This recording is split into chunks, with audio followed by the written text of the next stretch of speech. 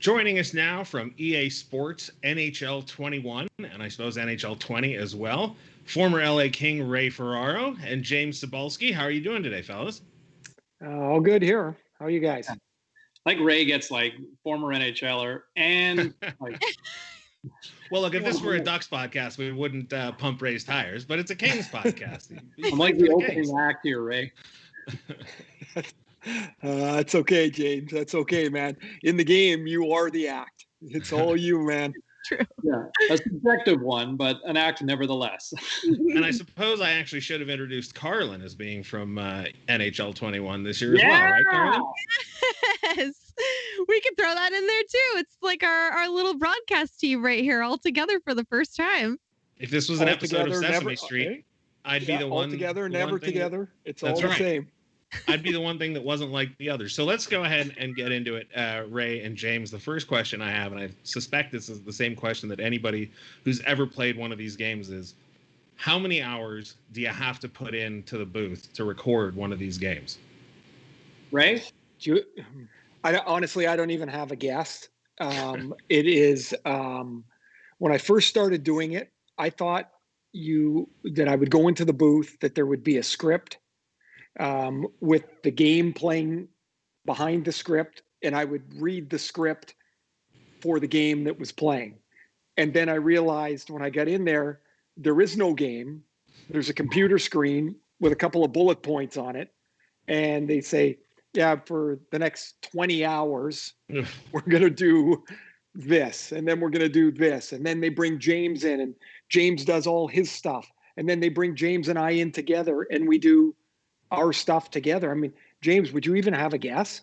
Like, well, I'll say this: like when I signed my contract, I think it was initially for about 300 hours annually, and I think the first year for NHL 20, I think I came in way under that.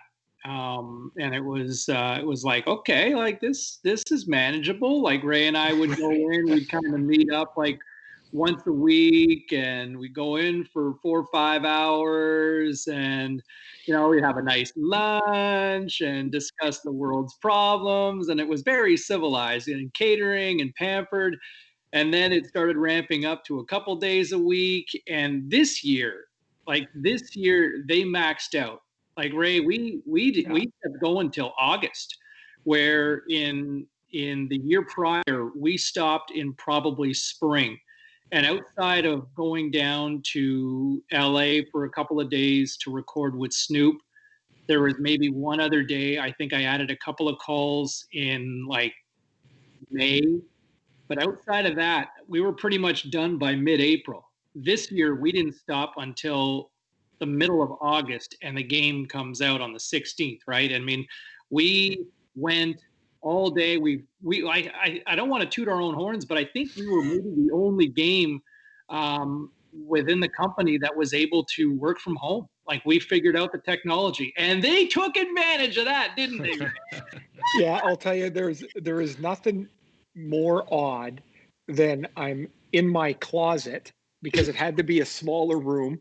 So I'm in my closet with a computer and the mic and the box for the audio levels, and I'm jammed in this thing, and then the door opens. My wife's got to come in and get her clothes to get in. She's stepping over the computer to get into the thing, and I'm like, I would have never thought this is how you record a video game, but somehow they know what they're doing. James and I, in our part, we try not to kick the ball around too much, and it's been fun. It's been a lot more work than I thought. Yeah. But man, when I see the finished product, I think it sounds pretty awesome. They're amazing at what they do at EA. Carrlyn, when did you get involved in this project? So this was my first season, of course, NHL 21, being a part of everything. And I would say, gosh, boys, the planning starts what feels like a year before the game even comes out. And I had, been spoken with and kind of asked, what my availability was. And I think I was supposed to record around February or March. And then these things in the world that are still happened, and it got pushed back. And gosh, James, did we record in June? I don't even remember. Like, you're asking, like, that's the Groundhog Day has been the last 7 months, right? With a pandemic. Yeah, maybe. Sure. Oh, I don't even remember what month we actually ended up recording in. But Ray, I actually record in a closet too. We redid this closet and put like a window in it, and this was like our biggest coat closet in the house. And it's now an office because of those. The kids lost their toy room upstairs, and the cubby hole turned into basically my voice booth with like walls of foam. And Ray, I don't know about you, but like I got chirped by the kids. Like, we got 4 little girls in the house. I got chirped because they, obviously everybody was home, nobody was going to school. But throughout the spring, and we worked a lot on be a pro mode. Yep. And so a lot of conversations about the rookie, right? And so talk about the rookie. I'd be sitting there, I'd come down at lunch when I'd finish up a voice session or at dinner, and like I'd have 4 little girls, whether like it was my 12-year-old, whether it was the 9-year-old, even the 5-year-old, the rookie. Hey, the rookie.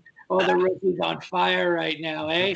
It's like, am I getting chirped right now from the kids? Like, oh, they heard it nonstop. And then, my way better half, Brenda, she works in the pharmaceutical industry, and the office is downstairs here for her. But she's on calls with doctors across the country and across North America.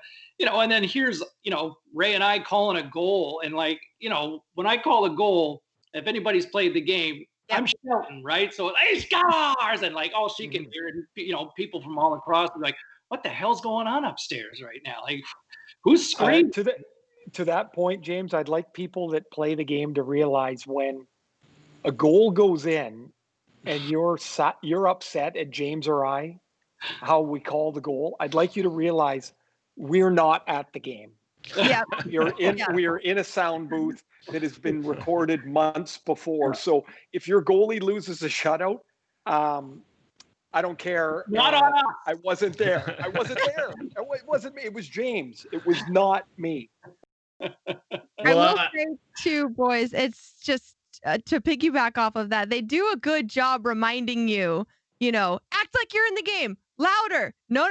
No, louder than that. And you think you're screaming, and you're like, I'm going to upset the neighbors here. And then they're like, that was okay. And it's like, what? And then they get you fired up. And then like the third take is like the one. So we are, trying to do our best possible to let people know, we're out in the game. Carrlyn, I'll tell you one thing that's happened with James and I, and we finally had to tell the guys, the guys that do all the recording and all that. Yep. So when you get into studio, right, eventually we're all going to get in there together, and hopefully it's sooner rather than later. And so James and I will lay something down, and then through the glass, we can see the 4 guys talking, but we can't hear them. Now they can only be talking about us. Yeah.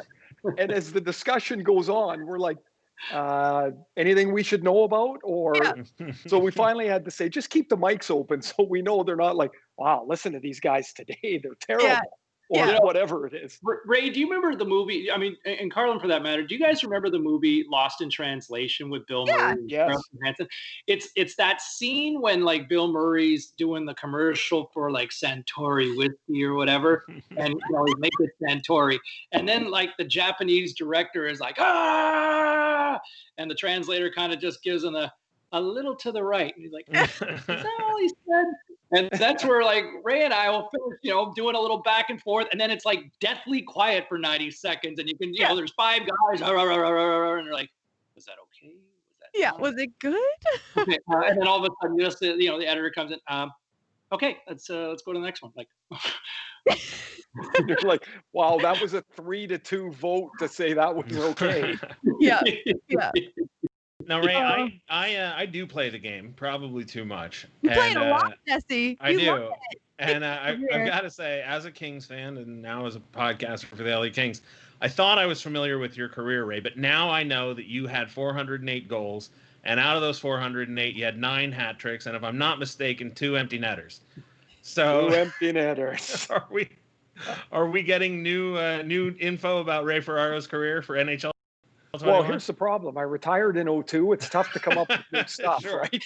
It's like the numbers are the numbers, right? It's like, Yeah. Ray, isn't it funny what sticks with people though? Like what Ray and I did that, like, and it's funny because we've obviously added more and more. They call them buckets, right? When you do layers for goal calls or like a pass to the right winger, or we just do hundreds or sometimes for just one context we do dozens of them. But like Ray and I just sometimes we're allowed to improvise. Like everything we do is improvised. Yeah. And for the most part, we try to keep it fairly game focused because, anything too unique pops for the gamer. But like, I remember when we recorded that, it was just kind of fun. We moved on. Everybody liked it.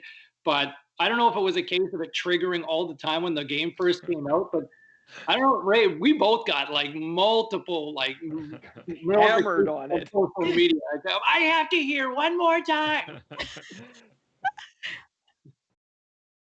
Yeah, I mean, it is really impressive the way they layer it together, as you said. But yeah, I mean, I think the problem is people like me just play it too much, right? Well, but you know what, Jesse? James kind of glossed over a little bit, but when James came on board, we had to basically we redid, correct, James, the entire audio package.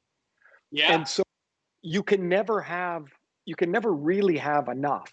Yeah. Like if the scenario is, star player comes down the wing and shoots the puck, well, we have to come up with 5 ways to say the same thing. And then if there's only 5, well, those will trigger pretty quickly. So then 2 weeks later, they'll say, yeah, we're going to go back to that bucket. We need 5 more. Yeah. And then 5 more. And so I'm sure, like, Carrlyn, you must be doing the same thing, right? Like you can't say the same thing, even if it is the same thing.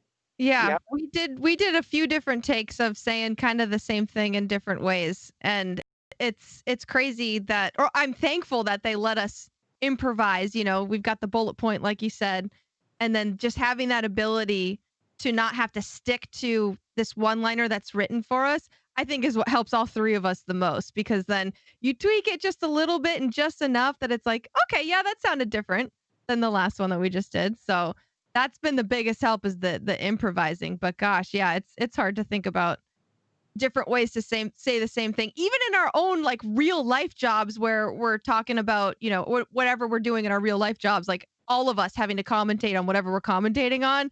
It's so hard to think of different ways to say the same thing. And that's the brilliant, I'll say this, like, Carrlyn, you nailed it with it. And it probably took, I'm going to guess, like 15 minutes for you when you're going into something you've never done before. Yeah. And it's like, okay, this is what we want, and just do it, right? And improvise. And, I feel like for me, sometimes I have it easy because it's just, you're connecting the dots where, okay, shot, score, like it's a slap shot, it's a goal, so I can improvise that, but I kind of know where I'm going. Yeah. Where you're improvising, and I thought you nailed it, like it took a couple minutes, and you're like, okay, this is how it goes, and boom, like you were right into it, and all of a sudden, with 2 people that have never met physically and never really had a chance to talk before, and then all of a sudden you're finding a chemistry on the fly. Yeah. And that's where, like, I thought you were awesome. And Ray, like, to me, and I don't know if gamers realize like what Ray does. And I think Ray's a good guy at being pretty humble, but like Ray breaks down like nothing, in the sense that he breaks down a play that doesn't exist except for in his mind. Right. So it's like, okay, Ray, I need you to, do a replay analysis on a goal that, was a tip in front. And you listen to, like, if you listen to what Ray's saying, man, like the guy's giving you perspective and substance, and he just pulls it out of learn from him. Yeah. Oh, man, Ray's the best at what he does, and it's reflective of that in the game. Yeah. You know what? Thank you. What I found is how much pressure I put on myself like James is doing these goal calls, and they're hard on his voice because they're loud, and he's got to put enthusiasm in it. So he scores, and then I kick around my line, and then they're like, yeah, we got to do that again. And I'm like, oh, not for me. Like, like, okay, I'll do it again. I screwed up. You only got so much gas in the tank. And I'm like, so now they're like, I think we can clip James's part out to save his voice. Like, Yeah. you start feeling pressure not to screw up for everybody else. Yeah. Like he's nailed it, and now you're like, oh Jesus. The hardest part was trying not to laugh at whatever toss he was giving, or I was like, how am I supposed to? That was like it would be like the funniest thing I've ever heard, and then we have to follow it up with our line, and it's like I'm just trying not to laugh right now. How are we supposed to carry on? It's been quite an education, I'd say, for me, watching how they piece all this together. Like like they'll say, okay, you can't say that because we were talking about this on another day, and that has to fit into this bucket. And I think it's amazing, actually. And Ray, pronouns, right? Oh, we, there. Oh, I mean, how many times we've had to tweak conversations. And I think, like, to a credit, like, the game and rightly so has become, way more diverse and inclusive. Whether it's incorporating more names that just reflect the diversity around the planet, but, female players, and we have those calls. I mean, Ray's married to one of the greatest hockey players ever on the women's side. And, like, that's right. Like, women's game has grown, and it's, but, like, we had to, how many times did we have to get that out of our head from right? How many times you do something and they'd say, yeah, that was really good, but you said he, and you're like, no, I didn't. Because it says right there, female variant, so you're like, yeah, she, it's not that hard. I said she. And they're like, no, you didn't. And then they go back and play it, and sure enough, it says he, and you're like, oh, check the tape. Yeah. So this year, the Build-A-Pro mode. That's also grown. That's really grown, for sure. The Build-A-Pro mode is sort of the focal point, I think, this season. How much extra work did that give you guys to do? All of it. It was like the whole, like, from basically, Ray, I would say from I think we did we focused on game content, I think, for the first 4 months. Oof. And then by January, I think it was full on be a pro for the most part. I was going to say from the new year on, I don't really recall doing much else. Yeah. And I'm assuming you have variants on all those too, right? Yeah, of course. Yes. Yeah. And so it's, I mean, it's the regular amount of the regular amount of content doubled. And so you've got to, you do one, you do the male version, you do the female version, you do the female version, you do the male version. You layer on top of each layer, and they have, okay, this is what we're going to attack today, this whatever it is, and then next week we're going to get into this. And don't forget as well, it's really easy when we're in the studio. You go in, they've got everything's all set up, all the recording stuff is set up. Then we have to switch to home, and everybody's working. We're in the closet. James is in the toy room. Carrlyn's in her closet. Our producer's in a kitchen whose wife is working at the other end of the table. Like, it's chaos, and yet they put it all together. Yeah. Danny had the neighbors with piano lessons or trumpet lessons at the same time. It wasn't Danny also had some construction going on outside his window for about 2 weeks. That was not helpful. Danny's our producer's Wi-Fi would suddenly cut out because there was construction in the area. Yeah, no, I think a lot of people, anybody watching this, can relate. If you've had to work from home over the last few months, like, we're all in it together.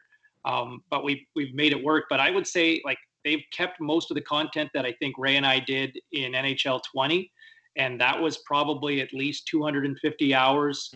Between the two of us both working, and all the names, and like Ray said earlier, starting from the outset. And then this year I think we were close to 300 hours this year. So, when you look at the depth in the game now here, 2 years in with, Ray and I part of the broadcast team, and now Carrlyn part of the mix as well. You're looking at, over 500 hours, I think, of content of, commentary in the game that's been built specifically for this.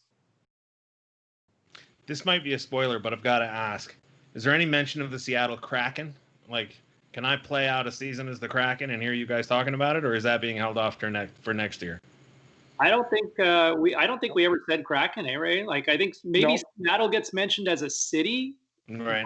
I don't think Kraken, because you know what, the Kraken came out like we were focused on be a pro, so I think you're gonna have to wait another year. I mean, if there's another NHL game that comes out, so right, right. Well, listen, I love the game. It comes out October 16th. You can pre-order it. I mean, that's tomorrow, so you can pre-order it if you want, but it'll come out on Xbox, PlayStation, all the different platforms. Ray and James, I want to thank you so much for joining us. Oh, thank you. I hope everybody enjoys it. I do know the game gets better all the time, and we feel proud to be part of it. And as the game grows and gets more diverse and more intricate, I think it becomes more and more fun for more people. It is, without question, as somebody who years ago hunkered down and spent many Friday and Saturday nights playing NHL 94, 95, and through the years, and the gray hair reflective of it, I would say it's probably one of the most fulfilling things, turning on the game and seeing what the team behind the scenes does to put it together and make the magic happen, to make to raise a natural as it is, but to make this guy sound half decent and audible for people. So it's been a lot of fun. Thank you. Thanks, boys. Really appreciate it. You both make it so fun to listen to. So you make it fun to listen. No. To be a small part of that is just, it's unbelievable. You both are hilarious, and you make the game just so fun. So thank you so much for joining us. See that, Razor? We're both hilarious. Oh, she means you, James, and I don't think it's when you're trying. It's just you just are. Comedy is subjective, right? Comedy is really subjective.